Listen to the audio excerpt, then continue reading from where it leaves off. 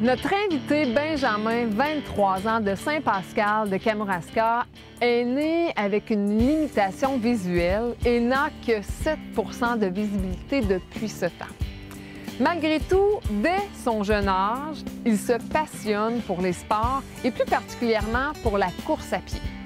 À 15 ans, il a participé au camp d'entraînement de l'équipe canadienne, entamant une carrière nationale et internationale dans cette discipline sportive, lui permettant de gagner jusqu'à aujourd'hui plusieurs championnats au Canada et aux États-Unis.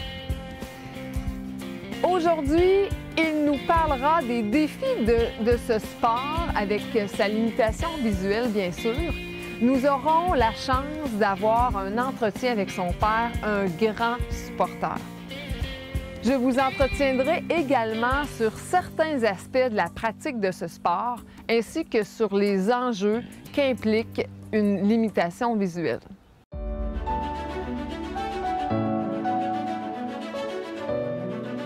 Moi, c'est Benjamin Ouellette et aujourd'hui, je vais vous parler d'un défi qui est important pour moi dans ma vie, c'est-à-dire de courir avec un guide à chaque compétition tout en performant au niveau international.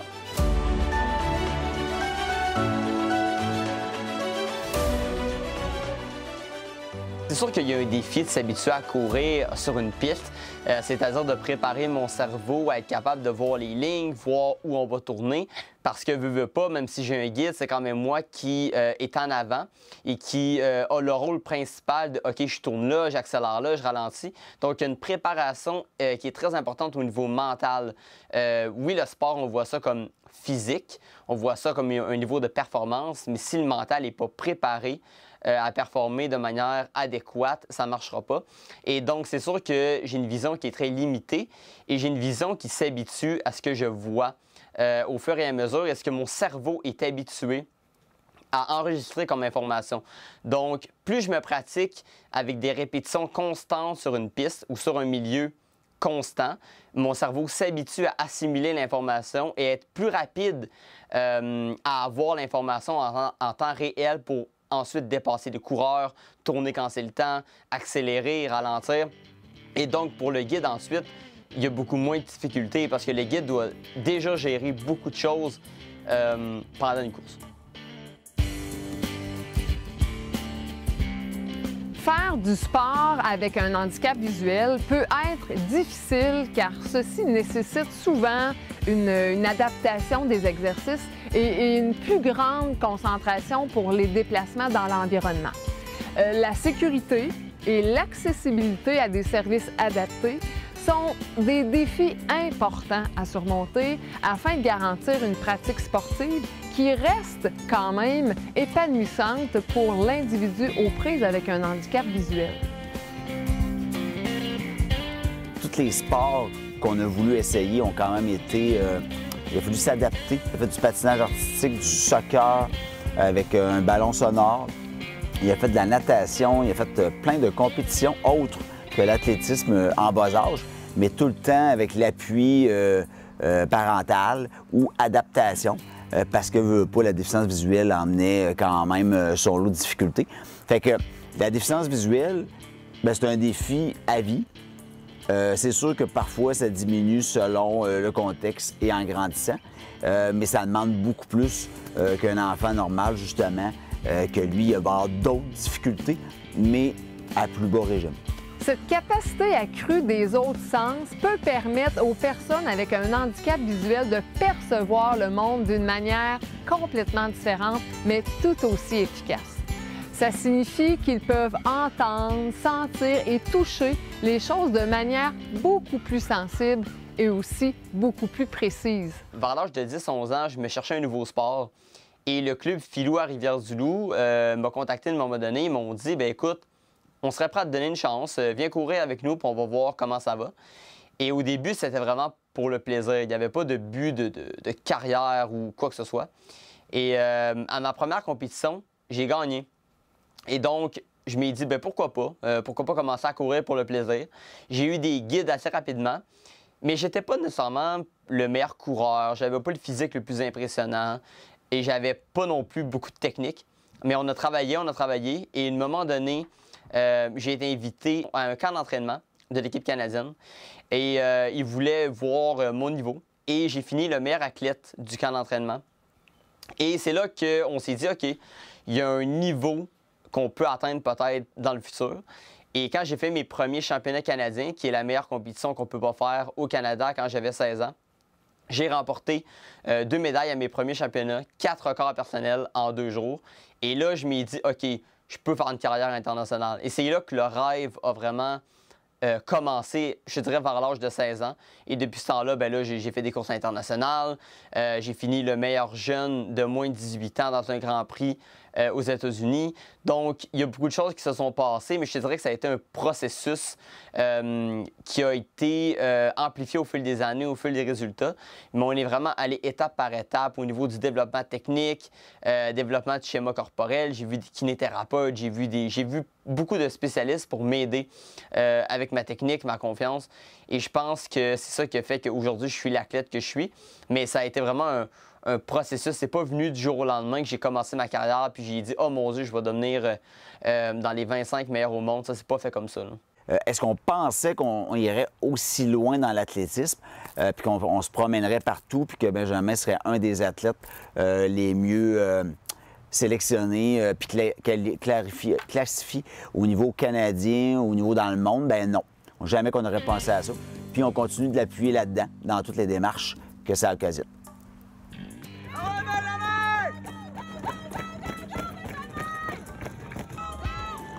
Donc, et voilà notre guide, Benjamin Ouellette, avec son guide qui vient d'arriver. Un excellent temps en bas des 18 minutes pour un 5 km. Wow! Bravo, bravo à Benjamin et à son guide accompagnateur. Bien, le défi, c'est sûr que ça a été je dirais, de ne pas être intimidé par le moment. Il y a une différence entre courir en pratique pour le plaisir ou avec des amis en région que quand tu arrives au niveau international ou national, puis là, tu cours contre des gars qui ont 30 ou 35 ans, puis moi, j'avais à peine 19-20 ans à l'époque. Je veux dire, c'est intimidant. Faut savoir où on s'en va et je veux dire, le courir avec un guide, c'est une autre dynamique parce que souvent, quand je cours en pratique, ce que les gens oublient, c'est que je cours souvent seul en pratique parce que trouver des guides à chaque fois, c'est très compliqué. Mais veux pas, quand on arrive en compétition puis qu'on est obligé de courir avec quelqu'un, bien là, c'est pas la même dynamique. On doit être synchronisé au niveau de la technique. On doit avoir une chimie au niveau quand même. On doit se connaître là, parce que, je veux dire, la technique vient avec la connaissance de comment l'autre coureur court. Donc, il y a une connaissance de la personne à faire avant. Ça, c'est un énorme défi parce que les guides changent à chaque compétition, pratiquement pour moi. Alors, c'est pas le guide n'a pas la même grandeur, n'a pas la même personnalité, pas la même attitude non plus. Donc, tout ça vient donner un méchant défi. Donc, il faut avoir une bonne capacité d'adaptation, être capable de se revirer de bord sur une scène à la dernière minute et pas être intimidé par le moment. Parce que oui, le moment, je veux dire, il est grand quand tu arrives au niveau national et international.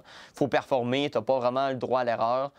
Parce que sinon, il y en a d'autres qui vont te dépasser. Dans le fond, c'est le cordon réglementaire d'Athlétisme Canada qui ne doit pas être plus long que ça.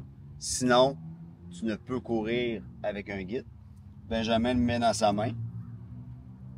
Mais là, moi, je suis plus de l'autre bord. Toi, tu mets de ce bord-là? Non, je le mets de ce bord-là. OK. Ben là, moi, c'est ça. Moi, je suis gaucher, là, il faut que je m'adapte.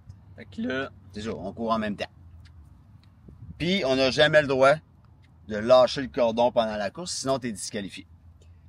Fait qu'on tient le cordon tout le long de la course. Puis là, ben, il faut avoir le même mouvement. Dans le parcours de l'handicap, ben, il y a des gens bienveillants qui nous aident à travers nos défis au quotidien. Naturellement, c'est pas tout le temps facile parce que si on ne s'implique pas en tant que parent, c'est sûr que Benjamin ne pourra plus courir parce que vivre en région éloignée, c'est pas tout le temps évident au niveau du sport élite. Mais on y réussit, puis on a chacun nos petits mandats, là, comme ma conjointe, elle s'occupe beaucoup elle, de la nutrition, puis des petits à côté pour qu'on manque de rien. Puis moi, ben, je m'occupe du coup du volet entraînement, contact, réserver les hôtels, réserver tout. Dans le fond, c'est clé en main. C'est que moi, j'offre un service à Benjamin que lui, il se concentre sur ses entraînements et performer. Pour Pour les parents d'un enfant avec un handicap visuel, ceci implique souvent de s'adapter à divers besoins tels que l'accès à l'éducation et à la santé.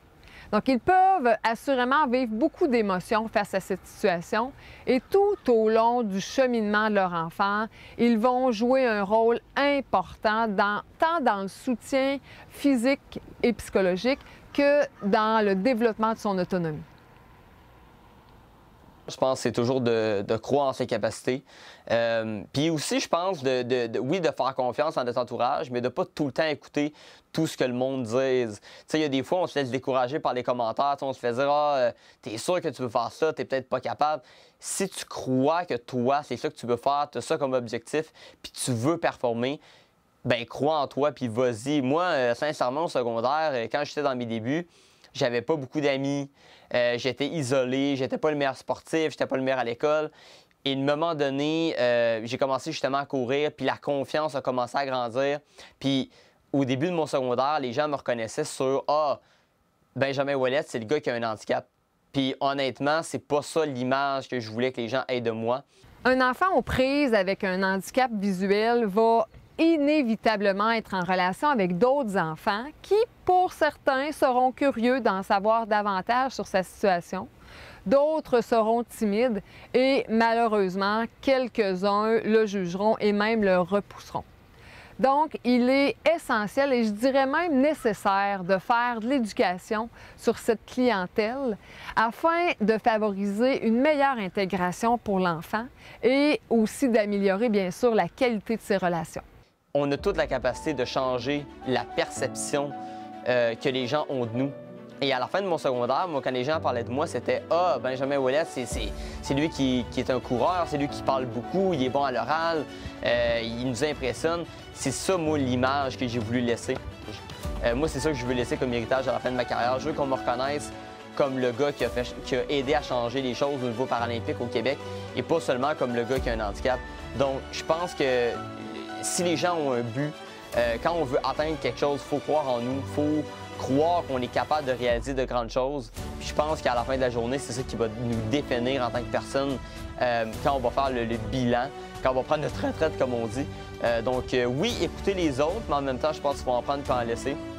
Et juste se fier à notre instinct, ce qu'on a dans notre cœur au niveau des tripes, puis y aller à 100 %.